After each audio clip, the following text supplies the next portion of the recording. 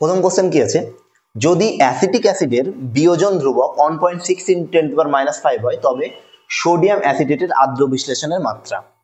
আচ্ছা, সোডিয়াম অ্যাসিটেটের আদ্র বিশ্লেষণের মাত্রা বলেছে, তাহলে সোডিয়াম অ্যাসিটেট, অ্যাসিটিক অ্যাসিড থেকে কোথায় যেতে হবে আমাকে, সোডিয়াম অ্যাসিটেটে যেতে হবে। তাহলে অ্যাসিটিক অ্যাসিড CH3COOH, সেখান থেকে কোথায় যেতে হবে, সোডিয়াম অ্যাসিটেটে যেতে হবে।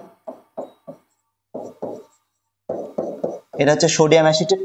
তো সেটা কার প্রেজেন্সে পাবো, নিশ্চয়ই এখানে বেস দেওয়া হয়েছে বলে সোডিয়াম হাইড্রোক্সাইড এসছে, তাহলে বেসের প্রেজেন্সে সোডিয়াম অ্যাসিটেট এসছে আমার। তো এই সোডিয়াম অ্যাসিটেটের বিয়োজনের মাত্রা আমাকে জানতে চাইছে।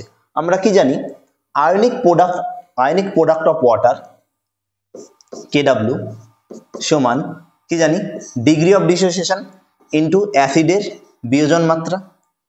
এখানে কি করেছে, কে সমান বলে দিয়েছে কি, অ্যাসিডের বিয়োজন ধ্রুবক দেখো বলে দিয়েছে 1.6 × 10⁻⁵। তাহলে আমাকে কি বার করতে বলেছে, যে সোডিয়াম অ্যাসিটেটের আদ্র বিশ্লেষণের মাত্রা। তার মানে কি, degree of dissociation that is alpha. Alpha সমান কি পাবো তাহলে আমি, KW বা আয়নিক গুণফল অফ ওয়াটার বাই কি কে। চলো ক্যালকুলেশন করা যাক। KW সমান কত দেওয়া আছে, আয়নিক প্রোডাক্ট অফ ওয়াটার মানে কি আমরা জানি 10⁻�14। এটা দেওয়া থাকে না অনেক সময়, এটা জানতে হয় যে KW ionic product of water সমান হচ্ছে 10⁻⁴। তো 10⁻⁴ বসালাম, ডিভাইডেড বাই 1.6 × 10⁻⁵, যেটা আমার গিভেন আছে। তাহলে কত হচ্ছে 1/1.6, এই পাওয়ারটা 5টা উপরে গেলে কি হবে, প্লাস হয়ে যাবে। তাহলে কি হবে, উপরে গেলে প্লাস হয়ে গেলে 10⁻⁹ পাবো।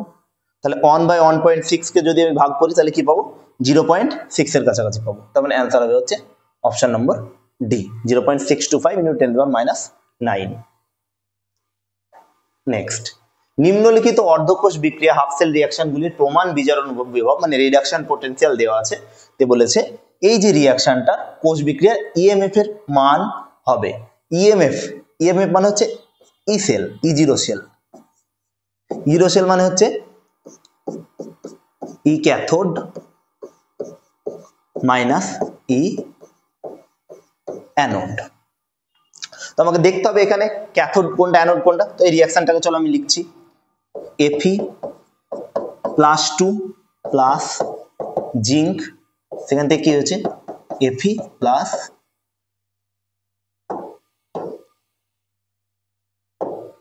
জিঙ্ক +2। তাহলে এখানে দেখো Fe+2 থেকে এপিতে এসছে মানে রিডাকশন হয়েছে, তাহলে এটা হচ্ছে রিডাকশন। আর জিঙ্ক থেকে জিঙ্ক +2 মানে এখানে জারণ সংখ্যা বেড়েছে, জারণ সংখ্যা যদি দেখো 0 ছিল, এখানে 0 থেকে কি হয়েছে +2, তাহলে এটা কি হয়েছে অক্সিডেশন হয়েছে। 0 থেকে কোথায় গেছে, 0 থেকে +2 তে গেছে, তার মানে কি অক্সিডেশন। এবার কথা হচ্ছে কোথায় কি হয়, অক্সিডেশন হয় হচ্ছে অ্যানোডে, অ্যানোডে কি হয় অক্সিডেশন হয়। তার মানে এই রিঅ্যাকশনটা কোথায় ঘটেছে, অক্সিডেশন হয় অ্যানোডে, আর রিডাকশন কোথায় হয় ক্যাথোডে, ক্যাথোডে রিডাকশন ঘটে। তাহলে ক্যাথোড কোনটা, ক্যাথোড হচ্ছে দেখো মানে রিডাকশন কোনটা, দেখো রিডাকশন হচ্ছে Fe+2 থেকে Fe, তাহলে দেখো Fe+2 থেকে Fe, এটা হচ্ছে রিডাকশন, এটা হচ্ছে রিডাকশন। আচ্ছা, আর হচ্ছে দেখো জিঙ্ক 0 থেকে জিঙ্ক +2, তাহলে এটা কি অক্সিডেশন, তাহলে এই ভ্যালুটা কি অক্সিডেশন। আর এই রিডাকশন কোথায় ঘটে, রিডাকশন ঘটে হচ্ছে কি বললাম একটু আগে ক্যাথোডে, ক্যাথোড। আর এই অক্সিডেশন কোথায় ঘটে অ্যানোডে। তো আমার ফর্মুলা কি ই ক্যাথোড মাইনাস ই অ্যানোড। তাহলে ক্যাথোড কোনটা, এখানে ক্যাথোড হচ্ছে আমরা কোনটা পেলাম, ক্যাথোড পেলাম হচ্ছে এইটা, তার মানে কত এর ভ্যালু কত -0.44 মাইনাস এই মাইনাসটা দিয়ে অ্যানোডের ভ্যালু কি দেওয়া আছে -0.76। তাহলে আমি বসাবো কি -0.76 ভোল্ট। তাহলে ক্যালকুলেশন করো -0.44 মাইনাসে মাইনাসে প্লাস 0.76 ভোল্ট। তাহলে এই দুটো ক্যালকুলেশন করলে কি পাবো +0.35 ভোল্ট। দেখো কোথায় আছে +0.35, অপশন নাম্বার বি। বোঝা গেছে। আমাদের সবসময় তো E0 সেল সমান হয় কি ক্যাথোড মাইনাস অ্যানোড। ক্যাথোডে অলওয়েজ কি হয়, ক্যাথোডে অলওয়েজ হচ্ছে তোমার রিডাকশন হয়, অ্যানোডে কি হয় অক্সিডেশন হয়। তাই রিডাকশন মাইনাস অক্সিডেশন করলাম, অ্যান্সার বেরিয়ে গেল। নেক্সট, নিম্নোক্ত কোনটি পরাচৌম্বকীয় নয়? প্যারাম্যাগনেটিক নয় মানে বলেছে যে নিচের কোনটি প্যারাম্যাগনেটিক নয়। প্যারাম্যাগনেটিক নয় মানে কোনটির মধ্যে আনপেয়ার্ড ইলেকট্রন উপস্থিত নেই। চলো, হাইড্রোজেন। হাইড্রোজেন এর ফর্মুলা কি? সিগমা অনেস। তো সিগমা অনেস, হাইড্রোজেনের কটা ইলেকট্রন আছে? হাইড্রোজেনের দুটো ইলেকট্রন আছে, তাহলে সিগমা অনেসের দুটো ইলেকট্রন থাকবে। অক্সিজেন, অক্সিজেন আমরা জানি অক্সিজেন প্যারাম্যাগনেটিক হয়, কারণ কি?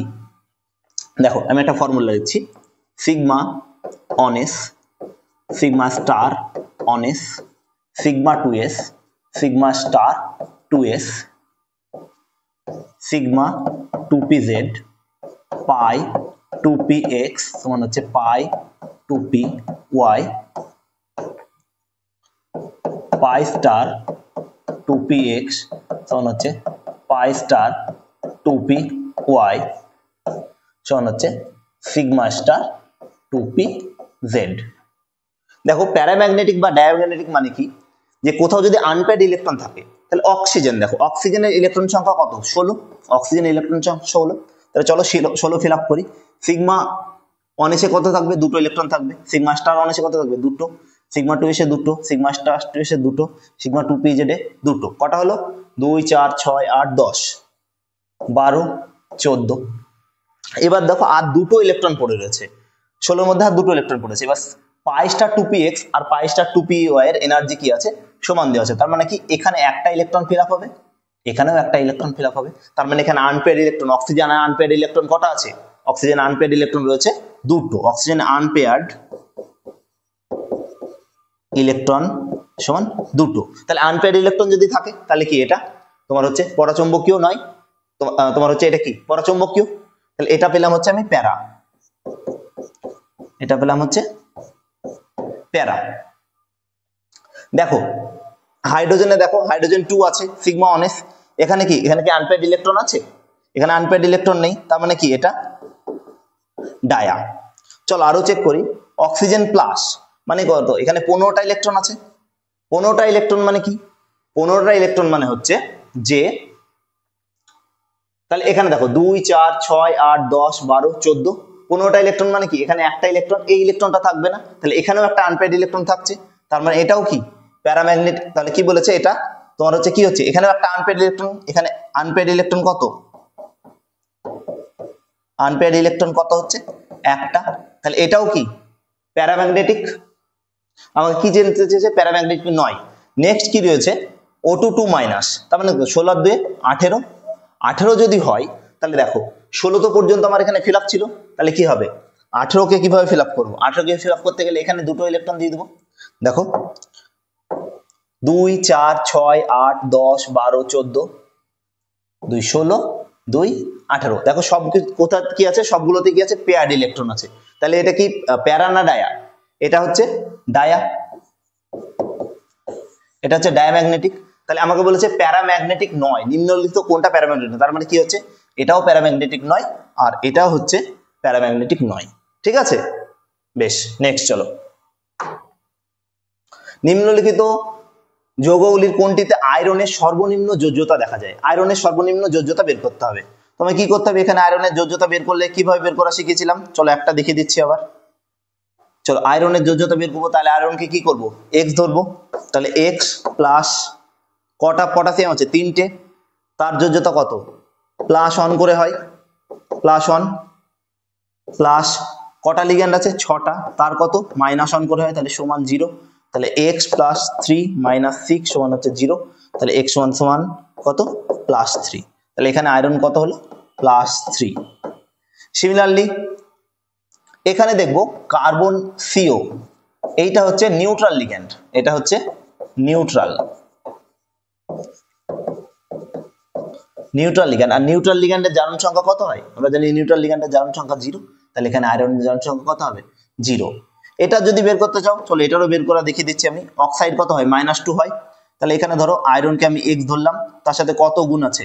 0.94 সমান কত? -2, তাই তো? সরি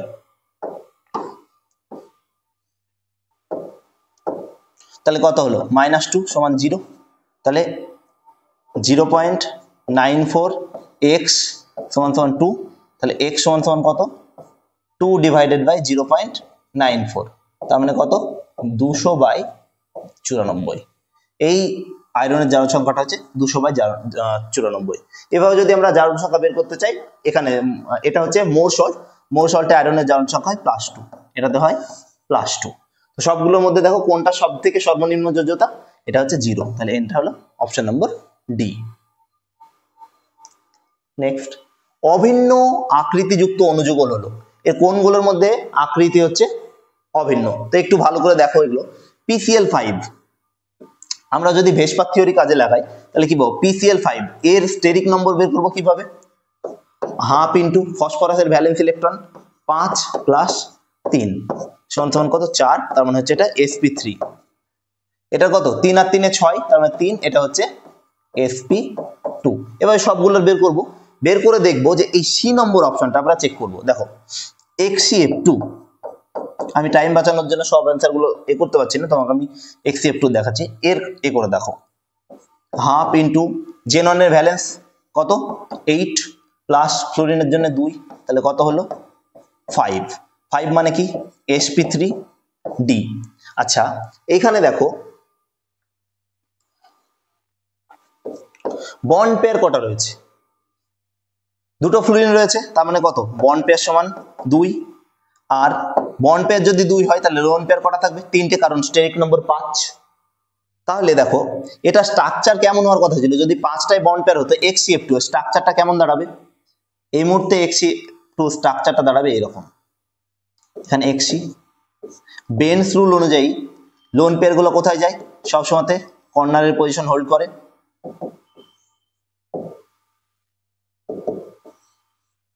তাহলে এখানে কি থাকলো ফ্লোরিন, তার মানে কি এটা লিনিয়ার স্ট্রাকচার,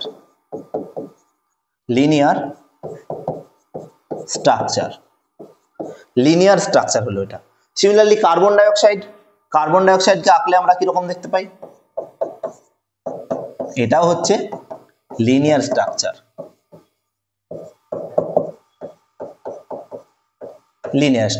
তাহলে এই দুটো লিনিয়ার স্ট্রাকচার, তাহলে অভিন্ন মানে সেম কোনটা বলেছে, তাহলে সেম হলো অপশন সি। বাকি কোনগুলো কোনোটাই সেম হবে না, কারণ দেখো এখানে 5 5 এ 10, মানে এটার স্টেরিক নম্বর 5, এটা হচ্ছে 7 আর 5 12, মানে এর স্টেরিক নম্বর হচ্ছে 6, দেখো মিলবে না।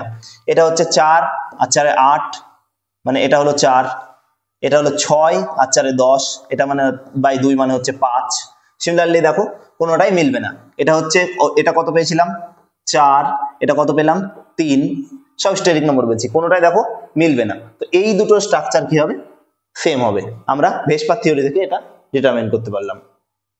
নেক্সট, কপারের সালফাইড আকরিক থেকে কপার নিষ্কাশনের সময় নিম্নলিখিত কোন যৌগটির সাহায্যে Cu2O কে কপারে বিজারিত করা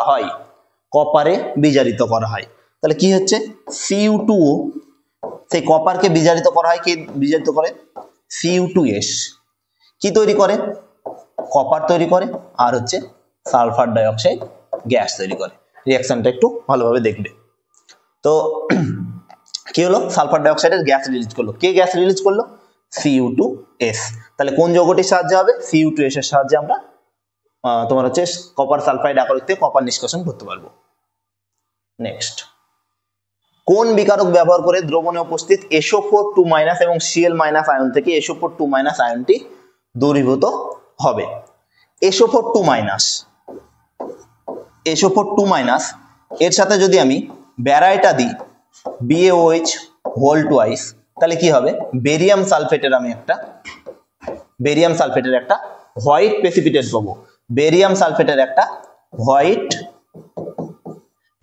পাবো, তাহলে কার সাহায্যে আমি SO4- কে করতে পারবো, সেটা হচ্ছে ব্যারাইটা বা বেরিয়াম হাইড্রোক্সাইড। এবার বলবে স্যার BaSO4 দিয়ে কেন পারবো না, কারণ হচ্ছে দেখো এখানে BaSO4 অলরেডি আছে, বি এর সঙ্গে আবার SO4 যুক্ত করে BaSO4ই তৈরি করবে, সেই জন্য আমরা ব্যারাইটা ইউজ করবো এখানে। নেক্সট, নিচের জৈব যৌগটির IUPAC নাম লেখো বা নাম হলো, IUPAC নাম, তাহলে নাম্বারিং করো, IUPAC নাম অনুসারে প্রথমে নাম্বারিং করা কাজ, 1 2 3 4, কারণ হচ্ছে আমাদেরকে কি করতে হবে, চেন ম্যাক্সিমাইজ করতে হবে। আচ্ছা এবার দেখো এই পোর্শনটা দেখো কত নম্বরে আছে, এটা 4 নম্বরে, আর এটাকে কি বলে বলেছিলাম, মিথঅক্সি বলেছিলাম, তার মানে 4 নম্বরে কি পেলাম, 4 মিথঅক্সি। তারপর কি আসবে, সাবস্টিটিউয়েন্ট আসবে। সাবস্টিটিউয়েন্ট দেখো কোথায় সাবস্টিটিউয়েন্ট আছে, এটা একটা সাবস্টিটিউয়েন্ট, এটা, তাহলে সেটা কোথায় আছে, 2 নম্বর কার্বনে আছে, তাহলে কি সেটা CH3 মানে কি 2 মিথাইল, কারণ CH3 থাকলে সেটাকে আমরা কি বলি, মিথাইল। তারপর কি হবে, ওয়ার্ড রুট হবে, ওয়ার্ড রুট কি 1 2 3 4 5, 5 ওয়ার্ড রুট, তাহলে সেটা কি হবে, পেন্ট। পেন্ট 2 নম্বর তোমার হচ্ছে 1 নম্বর কার্বনে কি আছে, ইন আছে, ডবল বন্ড আছে, তাহলে সেটা কি হবে, ইন। তাহলে দেখো 4 methoxy 2 methyl pentanone, কোথায় আছে, 4 methoxy 2 methyl pentanone, option A. Next, C4H4 আণবিক সংকেত বিশিষ্ট একটি আম্লিক হাইড্রোকার্বনে কতগুলি পরমাণু এক সরলরেখায় অবস্থান করে। দেখো C4H4 মানে কি 4টে কার্বন, এটা কিভাবে করবে, ভালো কোশ্চেন এটা, এটা কিভাবে করবে, 4টে কার্বন C4, 4টে কার্বন 4টে হাইড্রোজেন দিয়ে ফিল আপ করতে হবে আমাকে, তাহলে এরকম করতে পারি আমি। তাহলে দেখো কটা হাইড্রোজেন হলো এখানে, 3টে, তাহলে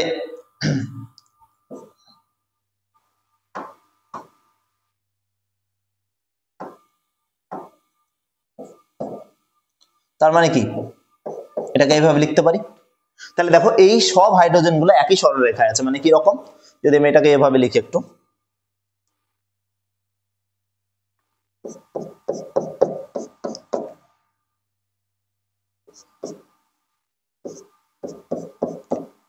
তার সঙ্গে কি আছে, সি আছে, ট্রিপল বন্ড CH, এই 4টে কার্বনে কি আছে, 4টে হাইড্রোজেন কি আছে, একই সরলরেখায় আছে, তার মানে কি বলেছে যে CH4 আণবিক সংকেত বিশিষ্ট আম্লিক হাইড্রোকার্বনে কতগুলি পরমাণু এক সরলরেখায় অবস্থান করে। তাহলে কটা হাইড্রোজেন পেলাম একই সরলরেখায়, 1টা 2টো 3টে 4টে, 4টে হাইড্রোজেনই একই সরলরেখায় পেলাম, তাহলে কোথায় আছে দেখো, অপশন নম্বর এ। নেক্সট, ট্রাইব্রোমো বেনজিনের সম্ভাব্য সকল সমবায়ের মোট সংখ্যা হলো, মানে ট্রাইব্রোমো বেনজিনের কি বলেছে তোমাকে, মোট আইসোমারের সংখ্যা কত হবে। তাহলে ট্রাইব্রোমো বেনজিন মানে কি, এরকম লিখতে পারি, এখানে একটা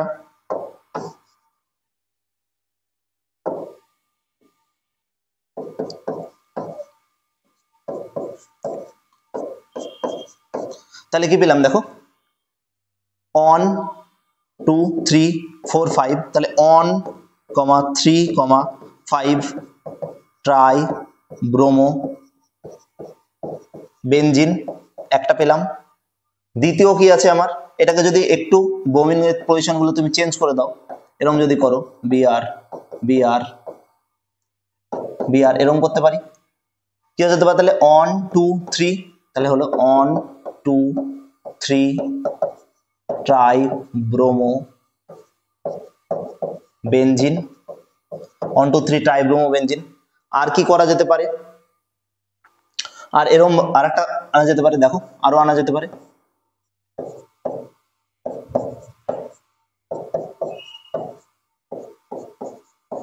তাহলে কি এটা অন, এটা কত 2, এটা 3, এটা 4, তাহলে কি পেলাম অন 2 4 ট্রাই ব্রোমো বেনজিন। তাহলে দেখো একটা পেলাম হচ্ছে অন 3 5, একটা পেলাম অন 2 3, আর একটা পেলাম হচ্ছে অন 2 4, তাহলে মোট কটা পেলাম, মোট পেলাম হচ্ছে 3টে আইসোমার পেলাম, তাহলে ট্রাইব্রোমো বেনজিনের সম্ভাব্য আইসোমার হচ্ছে 3টি। নেক্সট, নিম্নলিখিত যৌগগুলির মধ্যে যে যৌগটির জলে সর্বোচ্চ দ্রাব্যতা রয়েছে, সলিবিলিটি কোনটা সব থেকে বেশি, তো ফেনল না বেনজোইক অ্যাসিড, ফেনল, কি দিয়েছে, ফেনল দিয়েছে অপশন এ, অপশন বি কি দিয়েছে, বেনজোফেনল, বেনজোফেনল মানে এটা হচ্ছে বেনজোফেনল, এটা হচ্ছে অপশন বি। অপশন সি দিয়েছে বেনজোইক অ্যাসিড, আর অপশন ডি তে কি দিয়েছে, সোডিয়াম বেনজোয়েট, সোডিয়াম বেঞ্জয়েট। তো সব থেকে বেশি সলিউবল কোনটা বা দ্রাব্য কোনটা? Sodium benzoate, option number D. Next বলছে OHCH2 NH2 এর অনুবন্ধী অ্যাসিড এবং অনুবন্ধী ক্ষার হলো, অনুবন্ধী অ্যাসিড এবং অনুবন্ধী ক্ষার হলো। অ্যাসিড মানে কোনটা? অ্যাসিড মানে হচ্ছে যেটা H+ আয়ন ত্যাগ করবে। H+ আয়ন ত্যাগ করবে মানে কি? এটাকে লেখো OH CH2 thrice NH2। তাহলে কি হবে? একটা H+ আয়ন ত্যাগ করে দাও, তাহলে কোথায় থেকে হবে? মোর ইলেকট্রোনেগেটিভ অ্যাটম থেকে বের হবে। তার মানে কি? O CH2 thrice NH2 minus, এটা হলো কি? অনুবন্ধী কনজুগেট বেস, কনজুগেট বেস বা অনুবন্ধী ক্ষার, অনুবন্ধী ক্ষার। এবার হচ্ছে কনজুগেট অ্যাসিড। দেখো কনজুগেট অ্যাসিড কি হবে? দেখো এইটা থেকেই যদি একটা H+ আয়ন অ্যাকসেপ্ট করায়, এটা H+ আয়ন ছেড়ে ছিল, H+ আয়ন যদি অ্যাকসেপ্ট করায় তাহলে কি হবে?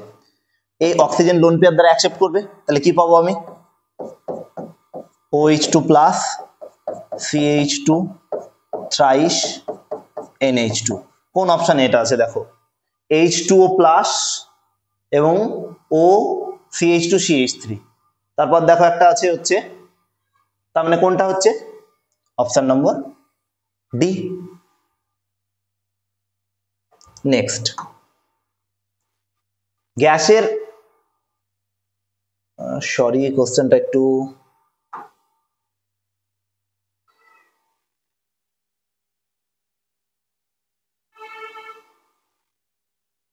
এই কোশ্চেনটা একটু বেরিয়ে গেছে, তো আমি নেক্সট টাইম আপলোড করে দেবো কোশ্চেনটা।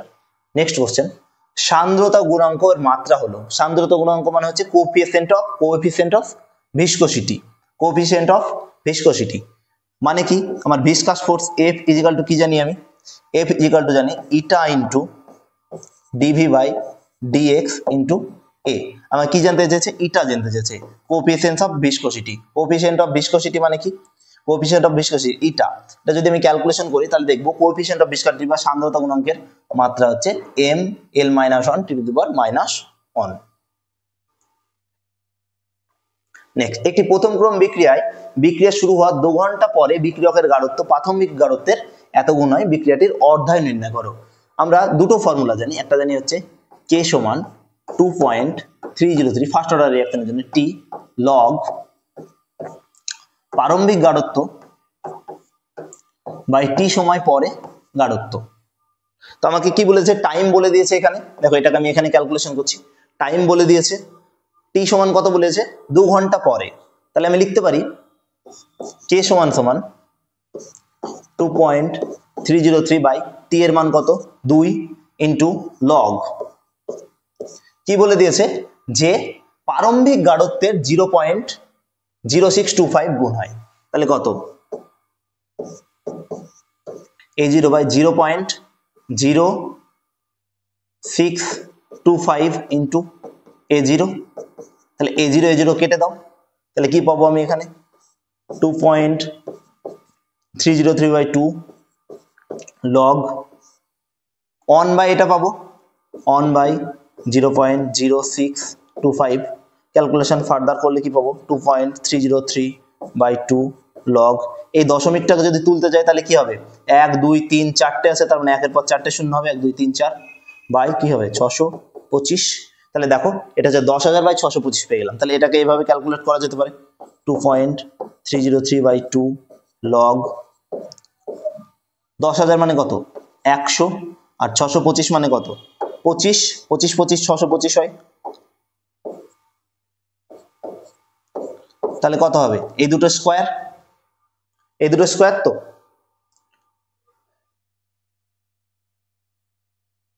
তাহলে দেখো এটাকে যদি আমি আরো ফার্দার ক্যালকুলেট করি তাহলে কি হবে? 2.303 বাই 2 লগ, এটাতে কেটে দিলাম 4, তাহলে কি পেলাম? Log 4 square. তার মানে কি 2.303 বাই 2 লগ এর ফর্মুলা কি, লগ যদি হয় তাহলে কি হয়, এটা আগে চলে আসে, যেটা পাওয়ার থাকে সেটা আগে চলে আসে, তখন কি 2 log 4। তাহলে ভ্যালু পুট করো, ভ্যালু পুট করলে কি পাবো, এখানে লিখছি আমি 2.303 বাই 2 ইন্টু 2 ইন্টু লগ 4 এর ভ্যালু হচ্ছে, লগ 4 এর ভ্যালু হচ্ছে 0.60। এটা কেটে গেল, তাহলে 2.303 ইন্টু 0.60 করলে হচ্ছে 6 দুগুণ 12, এটার সঙ্গে এটা গুণ হচ্ছে, তার মানে হচ্ছে 6 দুগুণ 12 318, তার মানে কত 1.38। তাহলে কে এর ভ্যালু কি পেলাম, 1.38 পেলাম। এবার আমরা টি হাফের ফার্স্ট অর্ডার রিঅ্যাকশনের জন্য টি হাফের ভ্যালু কি জানি, টি হাফ সমান 0.693 ডিভাইডেড বাই কে। তাহলে কে এর ভ্যালু কত পেয়েছি আমি, তাহলে এটা লিখতে পারি এখানে আমি টি হাফ সমান হচ্ছে 0.693 ডিভাইডেড বাই কে এর ভ্যালু কত পেয়েছি 1.38। এটাকে যদি আমরা, আমার ক্যালকুলেশন আগে থেকে করা ছিল, 1.38 যদি করি তাহলে আসবে হচ্ছে 0.5 আওয়ার। এটাকে অন্যভাবে করা যায়, তোমার হচ্ছে কটা টি হাফ লেগেছে এখানে পৌঁছাতে, যেমন ধরো এরকম ভাবে করা যেতে পারে, 1 ছিল সেখান থেকে কি হচ্ছে একটা টি হাফ দিলে কি হবে, এটা 0.5 এ দাঁড়াবে, সেখান থেকে যদি আর একটা টি হাফ দিই তাহলে কি হবে, সেক্ষেত্রে দাঁড়াবে হচ্ছে 0.25, সেখান থেকে যদি আর একটা টি হাফ দিই আমি তাহলে কি দাঁড়াবে 0.12, সেখান থেকে যদি আর একটা টি হাফ দিই তাহলে দাঁড়াবে হচ্ছে 0.0625। তাহলে কটা টি হাফ লাগলো, একটা দুটো তিনটে চারটে, 4 টি হাফ, চারটে টি হাফ, টি সমান বলে দিয়েছে হচ্ছে 2 ঘন্টা, তার মানে চারটে টি হাফ সমান কত, চারটে টি হাফ সমান হচ্ছে 0.5। এটা এইভাবে ক্যালকুলেট করা যেত, এইভাবে ক্যালকুলেট করা যেত। তো এটা ফার্স্ট অর্ডার রিঅ্যাকশনে যেহেতু এইভাবে আমরা ক্যালকুলেশন করে অভ্যস্ত, তাই বড় ক্যালকুলেশন হলেও আমি এভাবেই করে দেখালাম তোমাদের এটাকে। নেক্সট, আচ্ছা এখানে বলেছে one or more option is correct, no negative marks, মানে এখানে একের বেশি অপশন ঠিক হবে। কি বলেছে, নিম্নের কোন বিবৃতিটি P4 এবং P4O6 এবং P4O10 সম্পর্কিত সঠিক। আচ্ছা P4O10 এবং P4O6 এইটা একটু ছবি আঁকতে হবে, তবে এই কোশ্চেনটা ক্লিয়ার হবে। প্রথমে আঁকছি হচ্ছে আমি P4O6, P4 1 2 3 4,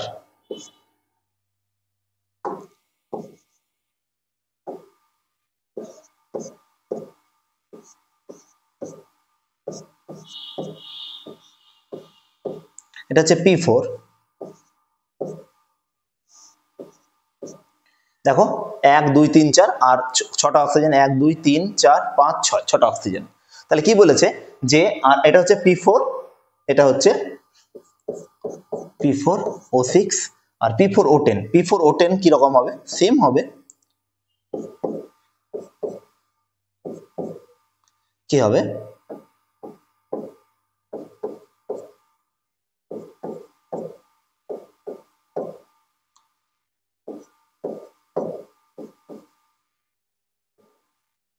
সেম হবে, সরি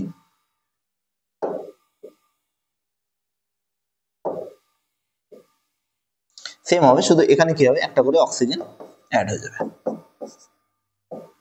এটা হচ্ছে P4O10 এর গঠন, এটা হচ্ছে P4O10। তো P4O10 কে যদি আমি অক্সি অ্যাসিড গঠন করি তাহলে এটা থেকে অক্সি অ্যাসিড তৈরি হচ্ছে H3PO4, আর এই P4O6 থেকে অক্সি অ্যাসিড গঠন করা হচ্ছে H3PO3। এই দুটো অক্সি অ্যাসিড গঠন করে। তাহলে প্রথম স্টেটমেন্টটা ঠিক আছে, উভয়ই অক্সি অ্যাসিড গঠন করে যথাক্রমে H3PO3 এবং H3PO4। তাহলে প্রথম স্টেটমেন্ট আমার কি হলো, কারেক্ট হলো। দ্বিতীয় কি বলেছে, P4O6 অক্সাইডে প্রতিটি P 3টি অক্সিজেন পরমাণুর সঙ্গে যুক্ত হয়। আচ্ছা P4O6 প্রতিটি P, একটা P পেয়েছি আমি, সেটা কটা অক্সিজেনের সঙ্গে যুক্ত দেখব, একটা দুটো তিনটে, তাহলে এইটুকু স্টেটমেন্ট ঠিক আছে। এবং P4O10 অক্সাইডে প্রতিটি P 5টি অক্সিজেন পরমাণুর সঙ্গে যুক্ত, তাহলে এখানে দেখো 5টি আছে কিনা, এই P একটা অক্সিজেন, দুটো অক্সিজেন, তিনটে অক্সিজেন, 4টে অক্সিজেনের সঙ্গে যুক্ত আছে, তাহলে 5টা অক্সিজেনের সঙ্গে যুক্ত নেই, তার মানে এইটুকু স্টেটমেন্ট কি হয়ে গেল, রং হয়ে গেল, তার মানে কি এই স্টেটমেন্টটা রং হয়ে গেল। নেক্সট, P4O6 অক্সাইডে প্রতিটি P 3টি পরমাণুর সঙ্গে যুক্ত, দেখো P4O6 ফসফরাস একটা দুটো তিনটে অক্সিজেন পরমাণুর সঙ্গে যুক্ত, তাহলে এইটুকু স্টেটমেন্ট ঠিক আছে, 3টি অক্সিজেন পরমাণুর সঙ্গে যুক্ত। এবং বলেছে P4O10 অক্সাইডে প্রতিটি পি 4টি অক্সিজেন পরমাণুর সঙ্গে যুক্ত। তাহলে দেখো এই পি 1টা 2টো 3টে 4টে অক্সিজেন পরমাণুর সঙ্গে যুক্ত, তার মানে এই স্টেটমেন্টটাও ঠিক আছে, তার মানে এটা ঠিক আছে। নেক্সট কি দেখবো, P4O6 অক্সাইডে প্রতিটি পি পরমাণু প্রতিটি পি 4টি না 4টির সঙ্গে যুক্ত নেই, তার মানে কি স্টেটমেন্ট কি হলো, ভুল হয়ে গেল। তাহলে অ্যান্সার কি আসলো, এ এবং সি, এ এবং সি বোথ, যেহেতু মাল্টি অপশন কারেক্ট হবে। নেক্সট, নিম্নোক্ত কোন জলীয় মিশ্রণটি মিশ্রণগুলি বাফার দ্রবণ হিসেবে কাজ করে? বাফার দ্রবণ কি? বাফার দ্রবণ হচ্ছে সল্ট, আবার বলছি আগের প্রিভিয়াস ক্লাসেও আমি প্রিভিয়াস পিকেতেও বাফার বলেছিলাম, salt plus salt, salt salt plus salt of weak acid with plus strong base। তাহলে সল্ট লাগবে, তার সল্টের কি লাগবে, উইক অ্যাসিড লাগবে স্ট্রং বেসের সঙ্গে। তাহলে দেখো এটা NaCl আছে, এটা হাইড্রোক্সাইড আছে, তাহলে এটা কি বাফার হিসেবে কাজ করবে না? Na2H HPO4 NaH2PO4 এটা বাফার। বোরাক্স আর বোরিক অ্যাসিড বাফার হিসেবে কাজ করে। অ্যামোনিয়াম হাইড্রোক্সাইড আর অ্যামোনিয়াম ক্লোরাইড বাফার হিসেবে কাজ করে। তার মানে কি কি অ্যান্সার আসলো এখানে, B C D correct, B C D তিনটে অ্যান্সার আসলো, B C D. Next, next কি আসছে, নিম্নলিখিত কোণগুলি সবকটি সংস্পন্দন সমতুল্য। মানে বলেছে এখানে কার কার রেজোনেন্স স্ট্রাকচার সমান। রেজোনেন্স স্ট্রাকচার CO3 আঁকো, রেজোনেন্স আঁকতে গেলে কি হয় দেখো, কয়টা অক্সিজেন আছে, 3টে, কটা মাইনাস আছে, 2টো। তাহলে রেজোনেন্সে বসা, এটা বসলো, এই পাই বন্ডটা ভাঙলো, তাহলে এটা থেকে রেজোনেন্স স্ট্রাকচার কি পেলাম,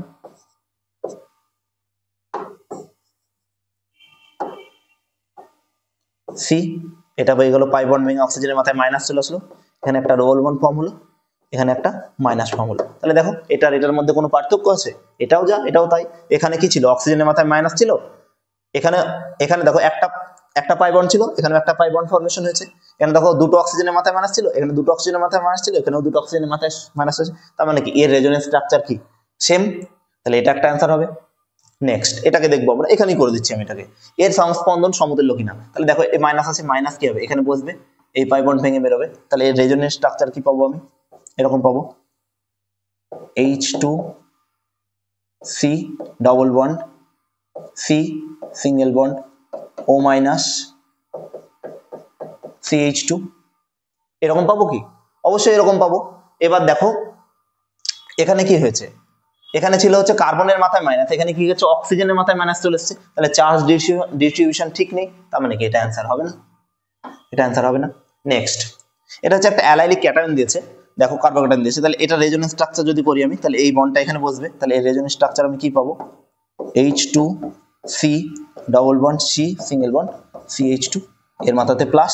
দেখো এখানে কি ছিল, একটা কার্বনের মাথায় প্লাস, তারপর কি ছিল সিঙ্গেল বন্ড, তারপর ডবল বন্ড, তাহলে এখানে দেখো এখানে একটা কার্বনের মাথায় প্লাস, তারপর সিঙ্গেল বন্ড, তারপর ডবল বন্ড, তার মানে কি এটা অ্যালাইলিক রেজোনেন্সটা কি সেম, তার মানে কি এটাও অ্যান্সার হবে।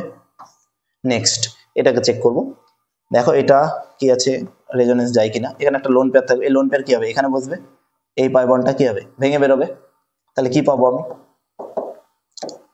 H2N, তাহলে কি হবে, এখানে ডবল বন্ড ক্রিয়েট হবে, এখানে এই পাই বন্ডটা ভেঙেছে মানে কি, এখানে NH2 চলে আসবে, আর এখানে অলরেডি আমার NH2 ছিল, আর এখানে যেহেতু লোন পেয়ার পুট আপ হয়েছে, তার মানে কি এখানে প্লাস থাকবে। তাহলে দেখো এখানে একটা নাইট্রোজেনের মাথায় প্লাস ছিল, এখানে একটা নাইট্রোজেনের মাথায় প্লাস ছিল, যে নাইট্রোজেনের মাথায় প্লাস ছিল তার পাশে ডবল বন্ড ছিল, যে নাইট্রোজেনের মাথায় প্লাস তার পাশে ডবল বন্ড হয়েছে, আর 2টো NH2 সিঙ্গেল বন্ডে ছিল, দেখো এখানে একটা NH2 সিঙ্গেল বন্ড ছিল, এখানে একটা NH2 সিঙ্গেল বন্ড ছিল, তো এখানে একটা NH2 সিঙ্গেল বন্ডে হয়েছে, এখানে একটা NH2 সিঙ্গেল বন্ড হয়েছে, তার মানে কি এটাও অ্যান্সার হবে। তাহলে অ্যান্সার কি হবে এখানে, এখানে অ্যান্সার হবে হচ্ছে A C আর হচ্ছে D, এই তিনটে কারেক্ট। নেক্সট, নেক্সট কি হবে, কোন কঠিন বস্তুর পৃষ্ঠে গ্যাসের অধিশোষণের মাত্রা কঠিনের প্রতি একক ভরে অধিশোষিত গ্যাসের পরিমাণ কিভাবে বাড়বে, ভৌত অধিশোষণের ক্ষেত্রে, মানে ফিজিক্স অপশনের ক্ষেত্রে বা ভৌত অধিশোষণের ক্ষেত্রে কি হবে? ভৌত অধিশোষণ কি হয়? ভৌত অধিশোষণ লো টেম্পারেচার ফেভার করে। লো টেম্পারেচার ফেভার করে। লো টেম্পারেচার ফেভার করে মানে ভৌত অধিশোষণকে তুমি কি করবে? যত কম তাপমাত্রা দেবে তত ভৌত অধিশোষণ ভালো হবে। তাহলে কম তাপমাত্রা মানে কি? তাপমাত্রা কমালে ভৌত অধিশোষণ ভালো হবে, এটা একটা গেল। নেক্সট, সারফেস এরিয়া যত বাড়াবে, অনুঘটকের সারফেস এরিয়া যত বাড়াবে সেখানকার কি হবে? মানে তোমার হচ্ছে ভৌত অধিশোষণের মান তত বাড়বে। তাহলে কি কঠিন চূর্ণ করে যদি তুমি কোনো তোমার হচ্ছে অনুঘটককে চূর্ণ করে দাও বা ভেঙে দাও, তাহলে কি সারফেস এরিয়াটা কি হবে? বড় হয়ে যাবে। তাহলে সারফেস এরিয়া যদি বাড়ে তার মানে কি অধিশোষণের মান বেড়ে যাবে। তাহলে কঠিনটাকে চূর্ণ করে। তাপমাত্রা বাড়িয়ে এটা হবে না, আর গ্যাসের চাপ কমিয়ে এটাও হবে না। তাহলে কি আসবে? বি, অ্যান্সার হচ্ছে বি অ্যান্ড সি। আশা করি এই ছিল আজকে আমাদের এই কোশ্চেন অ্যান্সার। আশা করি তোমাদের প্রশ্নগুলো খুব সহজে বুঝতে পারবে, এবং যদি আমার কোশ্চেনটা ভালো লেগে থাকে আমার সলভিং মেথডটা, তো তোমার বন্ধুদের মধ্যে একটু শেয়ার করে দেবে। Thank you.